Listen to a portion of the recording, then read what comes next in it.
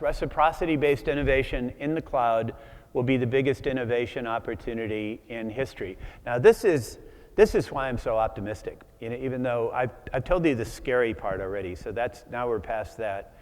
Now I'm going to tell you why I'm so optimistic about this. This is the most hopeful 10-year forecast that I've ever been involved in. So, here's one of the basic principles of reciprocity.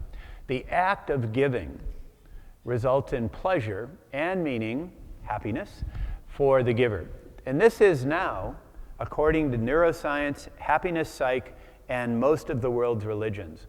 Now, anybody with any religious background knows, and all the world religions I've studied have something like what Christians call the golden rule: do unto others as you would have them do unto you. What's new is that now we've got science backup for why that's a good thing to do. So when I was here up the road in Northwestern, I was based in the Soc department, but I took courses in religion and in computer science and in psychology. And whenever I went to the psych department, it was always mildly depressing because the whole department, with the exception of a couple of professors, were focused on deviance and depression. Now, fully a third of modern psychology is focused on happiness. What is it that makes people happy? And what are the indicators of happiness? And what they say is the happiest people are those who give. And the happiest of the happiest are those that forgive. And the least happy are those that carry a grudge. Really interesting. So now bring in neuroscience. Neuroscience tells us that when you give, we actually get juiced in a positive way by brain chemicals, mostly dopamine as I understand it, that make us feel good.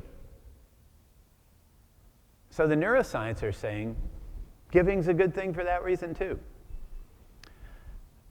All the world's religions say, didn't we tell you? Isn't this what we've been trying to tell you all along? And yes, this isn't new. What's new is we now understand it much more profoundly, and with all this amplification around, we can amplify that spirit to give.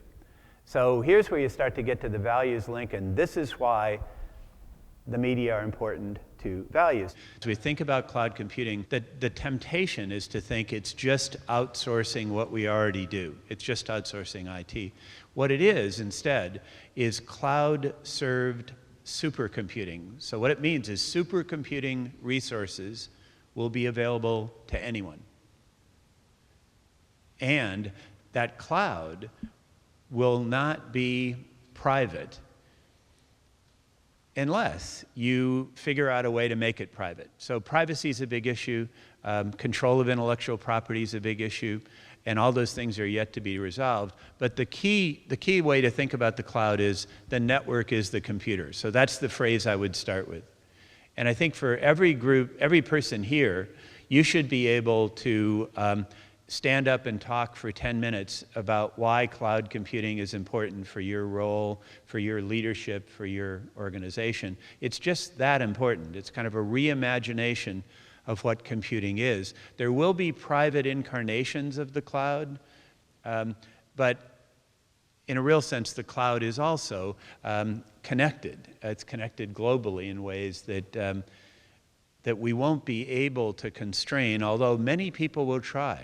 There's a strong effort in China right now. We're studying the Chinese language internet.